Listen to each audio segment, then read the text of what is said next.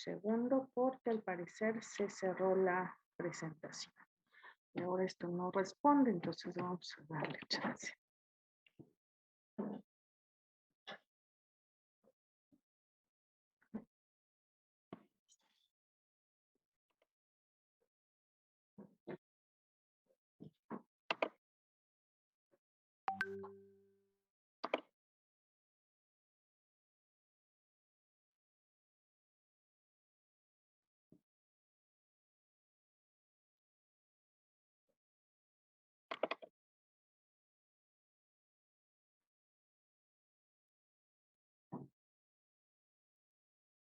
Ya se está abriendo la presentación.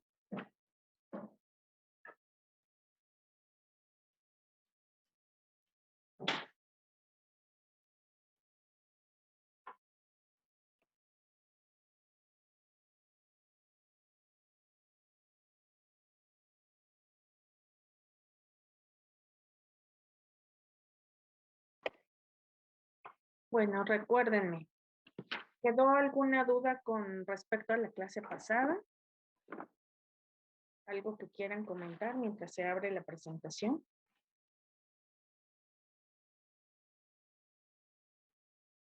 Pues creo que no. Ok. ¿Tienen todos claro cómo van a dosificar anestésicos locales? La forma en la que van a seleccionar un anestésico.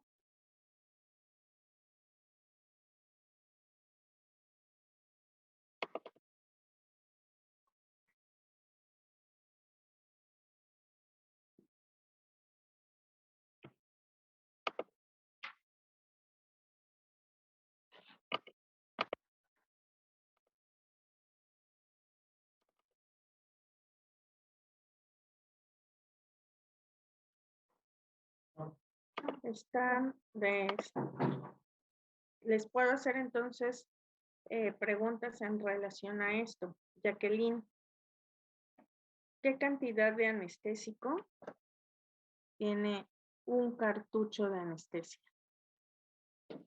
¿De qué depende? Sí, bueno, depende de, pues, la concentración del medicamento, ¿no? En el cartucho, ¿de qué depende? Sí. Sí, depende de la concentración. Entonces, ¿cuántas presentaciones de concentración conoces? Son 3, la del 2%, la del 3% y la del 4%. Muy bien. Bueno, perfecto. Ahora bien, ¿ya ven ahí la pantalla? No. No, doctor. ¿No?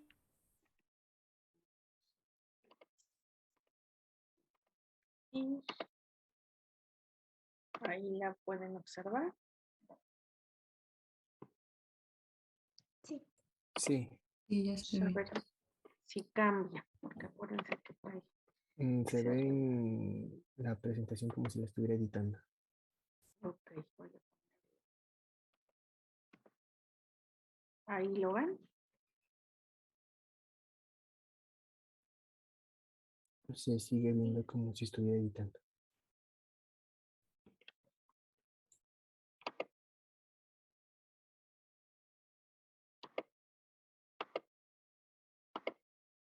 Gracias. Ahí lo ven. Sí. Perfecto. Ahorita que no lo tenga. ¿Qué diapositiva están viendo aquí? No, es que la de Mecanismo de mecanismo de acción. acción. Mecanismo de acción. Perfecto. Bueno, vamos a hablar ahora sobre cómo funcionan los anestésicos locales. ¿Qué es lo que hacen en el organismo para impedir que haya dolor? Como ustedes saben, todas las fibras nerviosas existen aferentes y eferentes y estas van a tener un mecanismo para transmitir efectos eléctricos o estímulos que puedan ser percibidos por el sistema nervioso central y de esta manera se interpreten como dolor. ¿Qué estímulos pueden desarrollar dolor? Principalmente vamos a encontrar estímulos de origen químico, estímulos de origen mecánico y estímulos de origen de temperatura. Denme un segundo, por favor.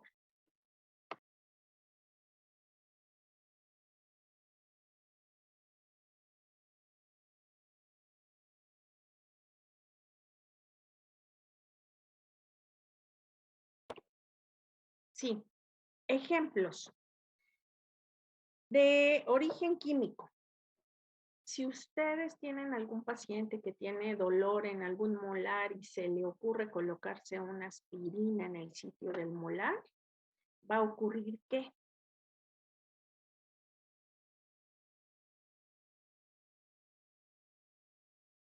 Un impulso de dolor. ¿Un impulso de qué? De dolor. ¿Por qué? ¿Qué fue lo que ocurrió? ¿Qué pasa si ponemos una aspirina y la dejamos ahí donde nos duele la muela? ¿Qué ocurre?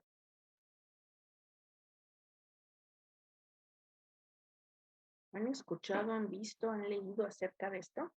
No, No. pero quiero pensar que los activos de la aspirina ingresan en la muela o un proceso así. Pues no.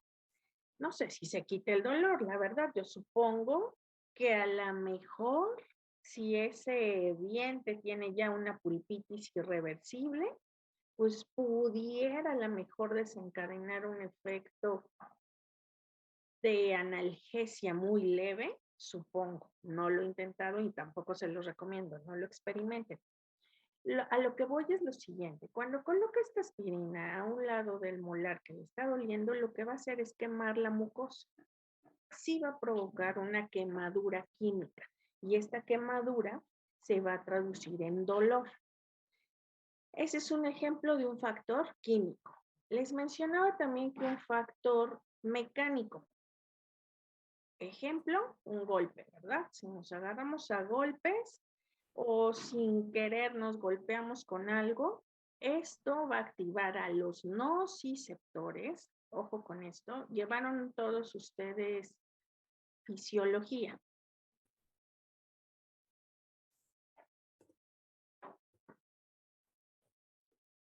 Sí, Sí, un poco. Pues ustedes habrán escuchado hablar de los nociceptores. Sí, ¿Dónde se encuentran los nociceptores y qué son? pues son neuronas receptoras que perciben el dolor y se encuentran en la dermis. ¿Son las neuronas o son los receptores, más bien dicho? Son los receptores específicos para conducir un evento de dolor o un impulso de dolor hacia el sistema nervioso central. Y justamente estos nociceptores son los primeros que van a tener contacto con el estímulo exterior. ¿Ok? ¿Cómo se llaman los receptores que se encargan de enviar el estímulo de la postura?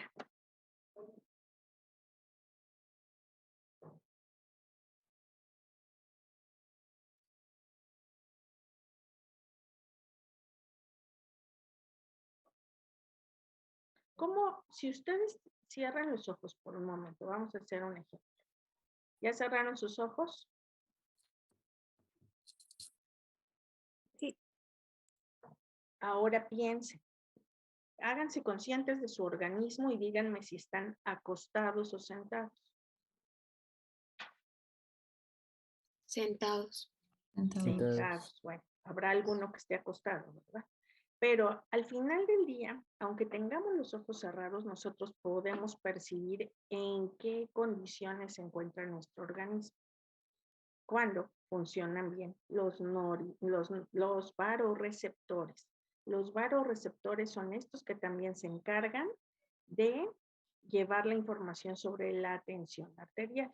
Y entonces, ¿qué pasa? A veces estoy sentada por mucho tiempo o acostada, que es más común, me paro abruptamente y estos varoreceptores no alcanzan a ajustar el estímulo y me mareo.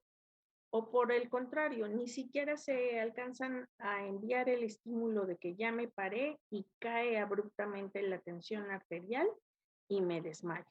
¿Han escuchado eso? Sí.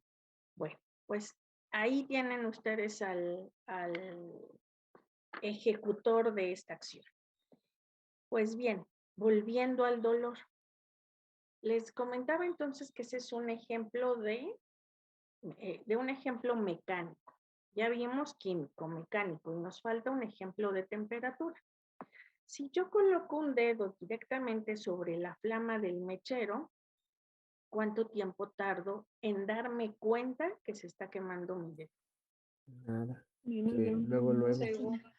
Milésimas de segundo. Así de rápido actúa el sistema nervioso. Voy a retirar de inmediato el dedo porque este estímulo de temperatura me está generando un daño. Esto es producto de los nociceptores. Pues bien, los anestésicos locales van a actuar a nivel de la membrana celular. Estas células están funcionando en todo lo que es la neurona, tanto en el soma, como en las dendritas, como en el axón. Funcionan por igual en todas las partes neuronales. Sin embargo, su mecanismo de acción va directamente proporcional a la porción lipofílica del anestésico. Es decir, si lo que tiene es que atravesar la membrana celular para llevar a cabo su función, necesita tener afinidad por los lípidos. Ustedes recordarán que cuando vimos las partes del anestésico local, vimos que tenía una porción lipofílica y una porción hidrofílica. ¿Se acuerdan cuál es cuál?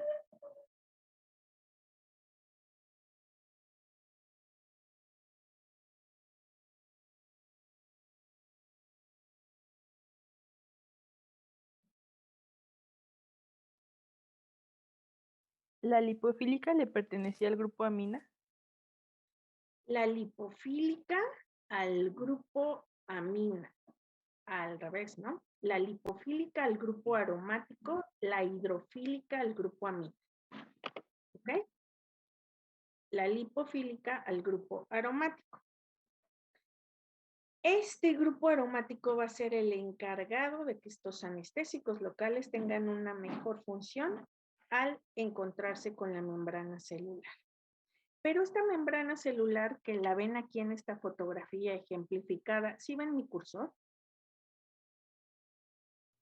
Sí, se ve. Bueno, está ejemplificada con estos símbolos que representan lípidos. Es una membrana bilipídica, bifosfolipídica. Esta membrana tiene proteínas.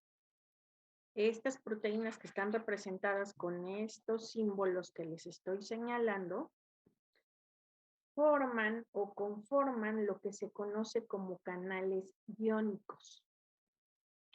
Estas proteínas funcionan como compuertas de seguridad. Si se dan cuenta, tienen dos compuertas, una superior y una inferior, que al abrirse dan paso a la formación de lo que les estoy comentando, que sería el canal iónico. Bueno, ¿hasta ahí vamos bien? ¿Tienen alguna duda?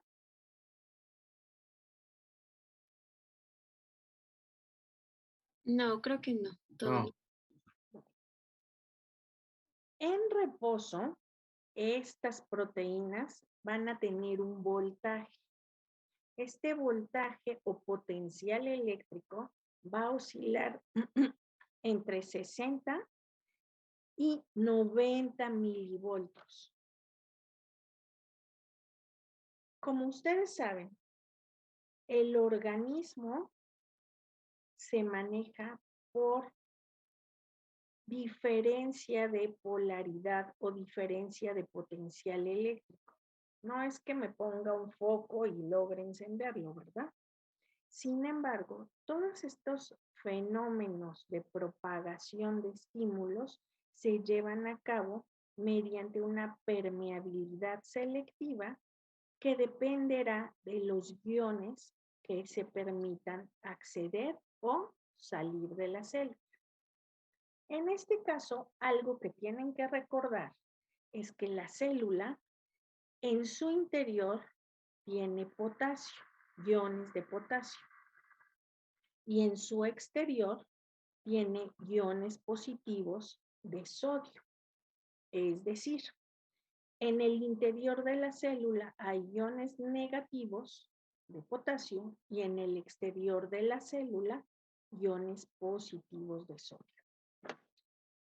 Pues bien, cuando se presenta un estímulo del origen que ustedes prefieran, la membrana nerviosa, la membrana celular, se va a volver permeable.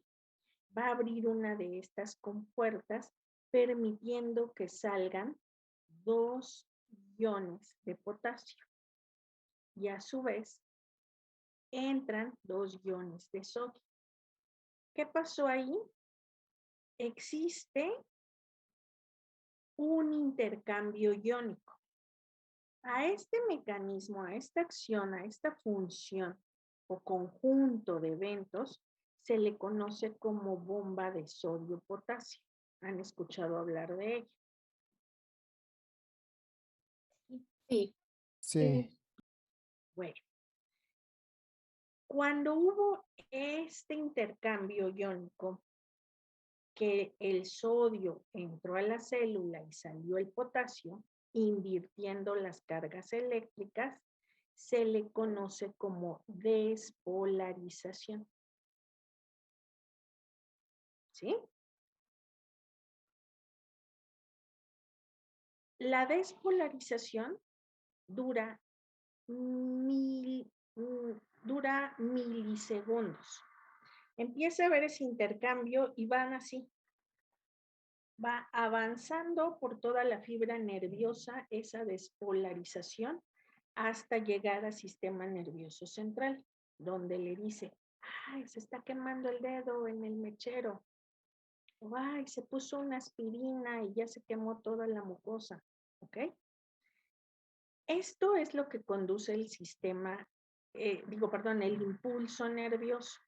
Sin embargo, debemos de estar conscientes que el efecto del intercambio iónico dura milisegundos. Inmediatamente va a haber algo que se conoce como repolarización, que significa que los iones volvieron a su sitio.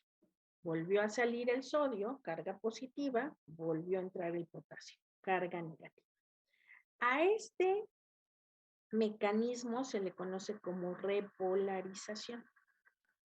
Ya no está enviando mensaje, hasta ahí se frenó el mensaje.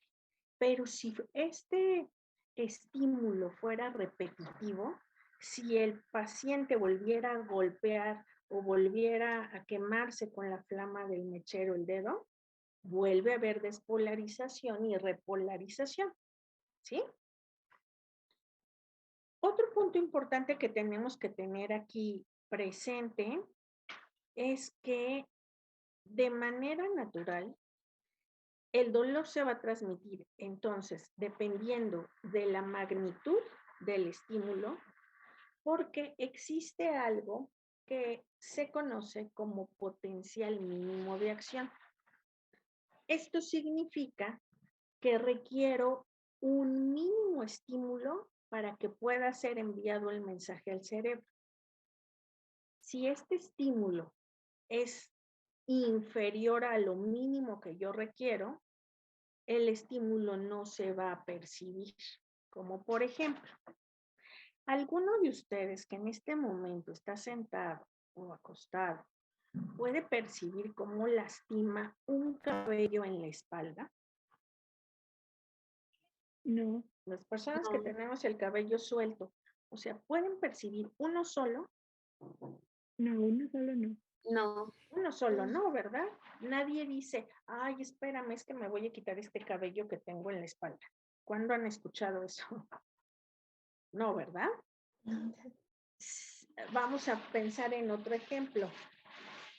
¿Alguno de ustedes está percibiendo en este momento que las pompas ya están dormidas después de estar sentado desde la mañana que empezaron sus clases?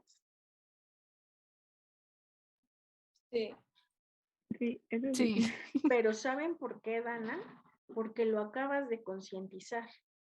Pero cuando empezó la clase, ninguno me dijo, oiga, doctora, ya tengo las pompas dormidas, déjenme pararme e irme a estirar. Nadie me lo dijo, ¿no?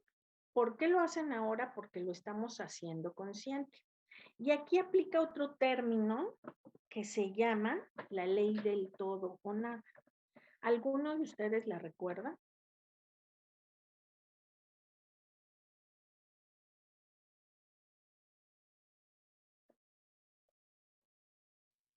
pues era cuando un estímulo pues llega a ese punto del todo, pues sí se va a hacer y si no, no se hace nada.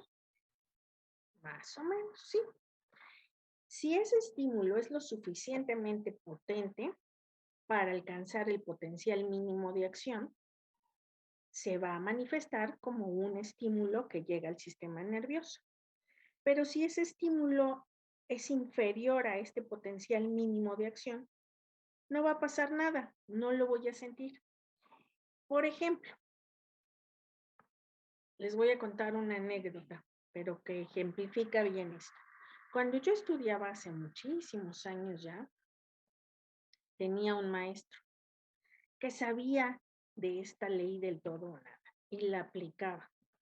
Hoy en día no se lo hubiera permitido a nadie, pero en aquel entonces no había tanta demanda ni casos de quejas, ¿no? ¿Qué pasaba? Este maestro conocía la ley del todo o nada, la cual dice que el organismo solo puede percibir un estímulo a la vez. Yo no puedo percibir el cabello en la oreja o el cabello en el ojo que me está picando y al mismo tiempo sentir que la rodilla se me acaba de quedar dislocada. Voy a sentir uno a la vez, aunque sea por diferencia de milisegundos, pero uno a la vez. Esto es la ley del todo o nada. Entonces, este profesor anestesiaba al paciente, trabajaba en exodoncia en aquel entonces, ahora llamada cirugía bucal 1, y pedía el forceps, tomaba el diente que iba a extraer, veía que estuviera más o menos luxado, móvil, y agarraba al paciente del lado contrario al que le iba a quitar el diente. Empezaba así, están viendo, ¿no? Empezaba a hacerle así en la cara y a mover ligeramente el diente. Le decía, a ver, no se mueva porque le voy a quitar el... ¡Pac! Le daba un bofetadón y al mismo tiempo le extraía el diente. Entonces el paciente entre que se quedaba confuso, se quedaba sogándose, lo volteaba a ver qué le pasa, entre que se quedaba así, le decía el maestro, bueno, ahora ya le voy a quitar el diente. Ay, sí, a ver, ya quíteme el diente. Y le gustaba reírse, ¿no? Ay, mire, ya se lo quité. ¿Pero a qué hora si no sentí? Pues no iban a sentir porque leí del todo o nada. Habían sentido la bofetada en la mejilla, pero no habían sentido la extracción del diente. No se los recomiendo, ya no se usa, no lo vayan a aplicar, pero lo que sí pueden hacer es desviar la mente hacia otro punto, que es algo que les he venido diciendo desde el principio. Si yo enfoco la mente del paciente a, ¿le está doliendo? Hay dolor mientras estoy extrayendo el diente. ¿Le duele? ¿Le duele mucho? ¿Qué les va a contestar el paciente? Sí, sí me está doliendo. Sí, ahora sí ya siento. No sentía que me estaba haciendo la extracción, pero ahora sí ya siento. Entonces, ojo con esto. ¿Qué tengo que hacer? Oiga, ¿y usted ha ido a Cancún? No sé, ¿ha visto los pelícanos? ¿Conoce en Mérida? No sé, ha visto, ¿cómo se llaman estos lugares donde hay una mina de oro? Las Coloradas, ¿no? Usted ha visitado eso y entonces estoy desviando la mente del paciente, ya se fue hasta Mérida, Cancún, a Oaxaca, y mientras yo estoy apurándome a trabajar. Esta condición funciona y funciona bien. Y recuerden ustedes, una buena técnica de anestesia les va a hacer ganar pacientes y una mala técnica de anestesia les va a hacer perder pacientes. Entonces, volviendo al punto, ¿qué es lo que hace el anestésico local en esta membrana fosfolipídica y en estas proteínas de canal iónico? Una vez que se abre este canal iónico, lo que hace el anestésico local es que imaginemos que este canal iónico es la cerradura y el anestésico local es la llave de esa cerradura. Tiene afinidad por estos canales iónicos. Entonces, ¿qué va a hacer? Se va a fijar al canal iónico impidiendo el intercambio iónico. De esta manera va a bloquear el estímulo doloroso. No va a permitir que se lleve a cabo este intercambio iónico y por ende transmisión neuronal. ¿Sí? ¿Dudas hasta aquí? ¿Comentarios?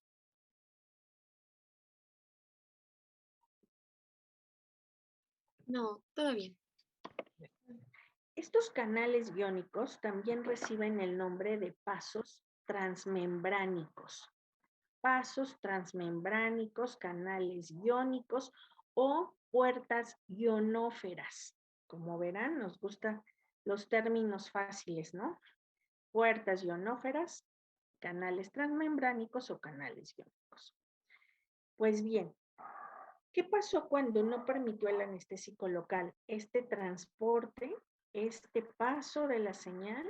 Pues evidentemente lo que está haciendo es mantener estos poros que se encargan de la entrada de los iones, mantenerlos ocupados a manera de que no puedan enviar la señal iónica. Fíjense bien. Ahí ya cambió la diapositiva. Sí. ¿Qué estamos viendo aquí? Aquí estamos viendo fibras nerviosas ya representadas con su carga celular. El exterior va a tener carga positiva.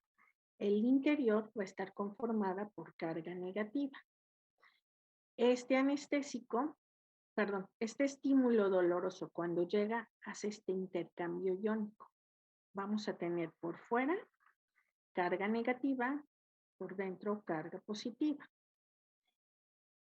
Cuando este estímulo empieza a transmitirse, va avanzando la carga negativa, el intercambio iónico va avanzando a través de la fibra hasta que tengo la despolarización. Esto que estamos viendo en la última fibra es la despolarización. Todas las cargas negativas están afuera y todas las cargas positivas están hacia adentro. Mientras esto exista, va avanzando el estímulo del dolor. Pero si en este caso llega el anestésico local, ya no avanza este estímulo, se mantiene las cargas en su lugar. ¿Cuáles son los efectos del anestésico local? Va a bloquear, en primer lugar, ¿qué? ¿Se acuerdan? ¿Qué es lo primero cuál es la primera función de un anestésico local? Impedir el intercambio iónico. Sí, pero traducido a la clínica, traducido al paciente, lo que podemos ver, ¿qué es lo primero que impide? Evita el dolor. Evita el dolor. Entonces, evita el dolor. Ese es el primer mecanismo. Y es el primer efecto que nosotros, no es cierto, no es el primer efecto, estaba mintiendo. El primer efecto que nosotros vamos a percibir al administrar anestésicos locales va a ser la pérdida de la sensibilidad. Y lo van a ver clínicamente como. Ustedes colocan anestésico local y el paciente dice, empiezo a sentir hormigueo, empiezo a sentir punzadas. Esta es la primera manifestación de pérdida de la sensibilidad. El segundo mecanismo que ustedes van a observar es justamente la pérdida del dolor o el evitar que el dolor se propague. ¿Cuál será el tercero? Porque tiene más funciones. ¿Sí saben qué otras funciones tienen los anestésicos locales? Adormecimiento. Esa fue la primera, pérdida de la sensibilidad. La segunda, pérdida del dolor. La tercera, ¿Podría ser la vasoconstricción? no. Recuerden que ahorita estamos hablando solo de sustancia activa, no nos estamos metiendo en nada de anestésicos con vasoconstrictor, únicamente anestésicos. La relajación de la zona en la que se va a aplicar. Imagínate si esto ocurriera. ¿Quién me lo dijo? Ahí fui yo. ¿Quién? Es que no veo. Yo, Meneses. Meneses, pues podría ser una buena aportación. O sea, pero imagínate, si eso ocurriera, nosotros cuando aplicáramos anestésico veríamos que el paciente sale con la mitad de la cara relajada. Si esto ocurre, estamos ante un accidente, porque seguramente se bloqueó una fibra motora. Entonces se produce parálisis. Ojo con esto. Sin embargo, a lo que voy es que les están faltando dos mecanismos. Ya vimos sensibilidad, ya vimos dolor. Les falta propiocepción y tacto. Son los otros dos mecanismos que tienen los anestésicos locales. Ojo con esto. Lo primero que se va a perder entonces es sensibilidad. Lo segundo que se va a perder es dolor. El intercambio iónico, como me comentaban, y la transmisión del impulso doloroso. El tercer efecto va a ser la propiocepción. Y por último, el tacto. La propiocepción se refiere a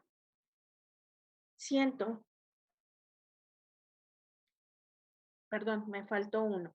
Propiocepción y tacto se pierden en el último momento.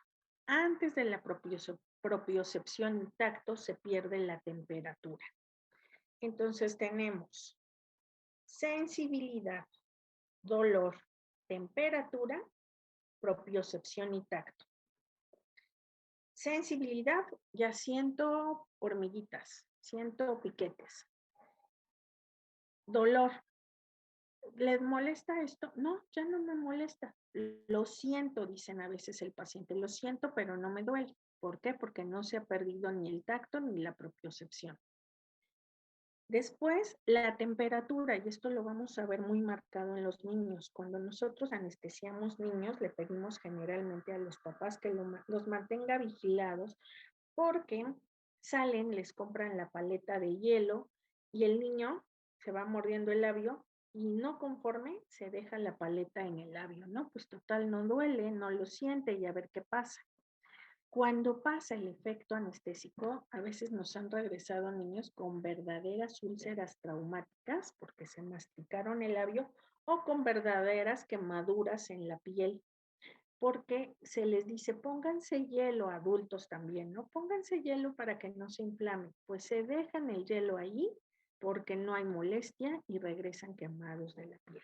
Entonces, esto es parte de lo que ustedes tienen que saber para que cuando les toque dar indicaciones les diga, póngase hielo que no sea directo o ocupe una compresa que cubra con algún paño que no le genere quemadura en la piel. Si consume nieve, por favor, que sea en vaso, que no sea paleta, que no la vaya a dejar pegada sobre esa zona y que no vaya a estar mordiendo, ¿ok? Son cosas sencillas y que parecerían hasta absurdas, ¿no? Ay, ¿cómo lo va a dejar? Ay, ¿quién va a pensar? Ay, obvio, ¿cómo le voy a estar diciendo? Eso sí es lógico. Sucede y ya lo verán. Bueno, ¿entienden hasta aquí cómo actúan los anestésicos locales para llevar a cabo esta función?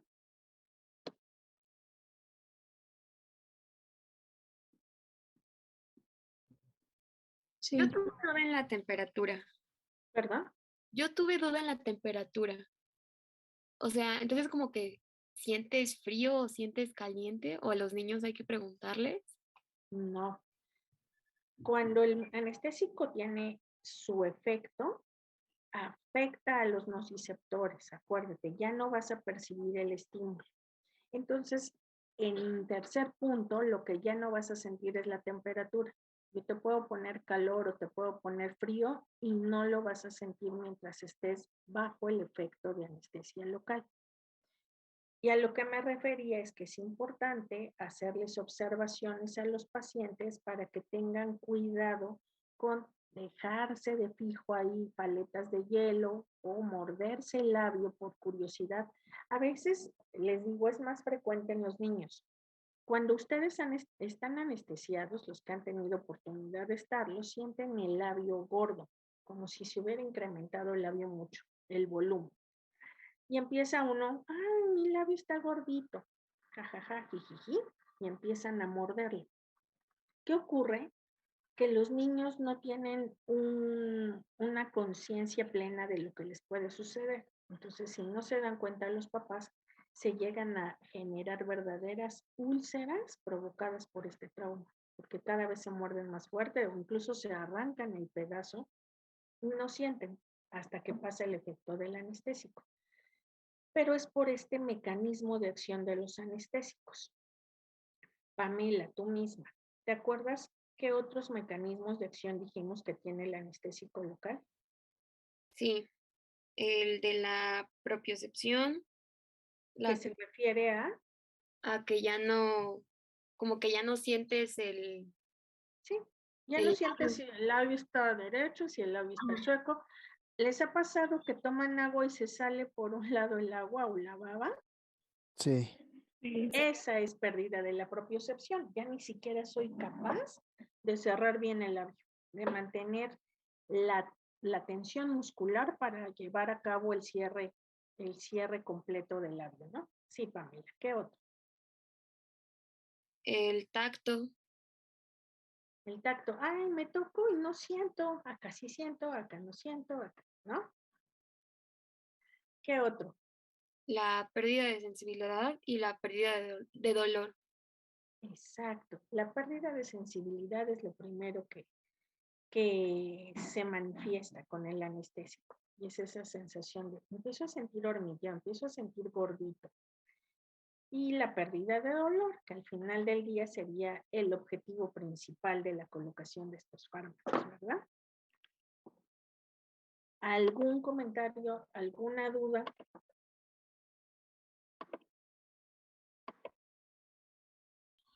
Todo bien. Todo bien por el momento. Voy a compartirles la pantalla, ya no sé qué hizo. Ay, ya los veo. Voy a compartirles la pantalla. No, no es cierto, no les voy a compartir la pantalla. Les voy a compartir dos artículos en relación a esto que vimos el día de hoy. Quiero que por favor lo revisen el tema y hagan en una cuartilla, en su cuaderno, un resumen, ya sea con dibujo, ya sea con esquema, ya sea con letras y dibujo, un esquema que me especifique el mecanismo de acción de los anestésicos locales. Y vamos a empezar a leer nervio trigémino y facial. Esto es porque antes de continuar con las técnicas de anestesia, vamos a conocer el nervio trigémino y el facial, que ya deben de conocer, vamos a recordar más bien, para que sepamos dónde vamos a colocar los anestésicos locales. ¿De acuerdo? Les hago llegar en este momento los artículos. Y si ya no tienen ninguna duda, nos veríamos. ¿Cuándo los veo? La próxima semana. El lunes, ¿verdad?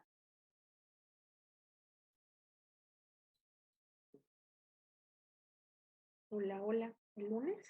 No, Creo que es el viernes, ¿no? el ¿no? viernes. Ay, no, el viernes. Sí. Ay, sí, es De 11 cierto. a 12, creo. Ya estoy mal, ya estoy pensando que son el 2015, ¿ya ven? Sí, son mis consentidos. Ay, sí. Ustedes son el 2006. Ok, bueno. Les mando entonces estos artículos. Por favor, revísenlos y los veo el viernes.